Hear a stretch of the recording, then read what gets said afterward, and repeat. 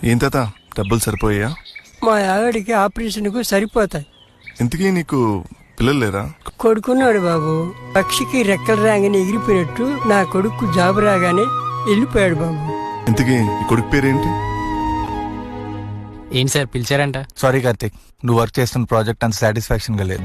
ఏదైనా ఉంటే డైరెక్ట్ ఎండి గారితో మాట్లాడుకో. ఏంటి సార్ నేను చేసిన ప్రాజెక్ట్ రిజెక్ట్ చేశారంట? నాకు నీ ప్రాజెక్ట్ నచ్చలేదు, అందుకే రిజెక్ట్ చేశాను. సార్ నేను 9 months గా దీని మీద నాన్ స్టాప్ గా వర్క్ చేశాను. అలాంటిది వితౌట్ ఎనీ రీజన్ మీరు రిజెక్ట్ చేశారు. ఒకే ఒక్క రీజన్ చెప్పండి సార్.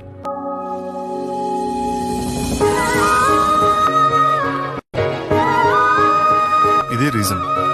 ఆ ఫోటోలో ఉన్న వ్యక్తి గుర్తున్నారా లేక మర్చిపోయావా? ఒక 26 ఏళ్ళ కుర్రాడు ఒక 62 ఏళ్ళ ముసలి ఇంట్లోంచి తోసేసినప్పుడు అలా ఎందుకు తోసేయాల్సి వచ్చిందా అని ఆలోచించింది నేను. ఎందుకు నీ ప్రాజెక్ట్ గురించి ఆలోచించాలనిపించలేదు.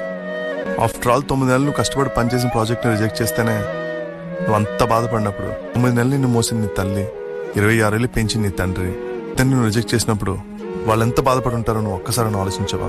నేను ఎంత పెద్ద తప్పు చేశానో నాకు ఇప్పుడు అర్థమైంది సార్.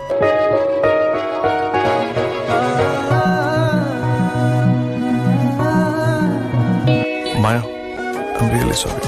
I love you.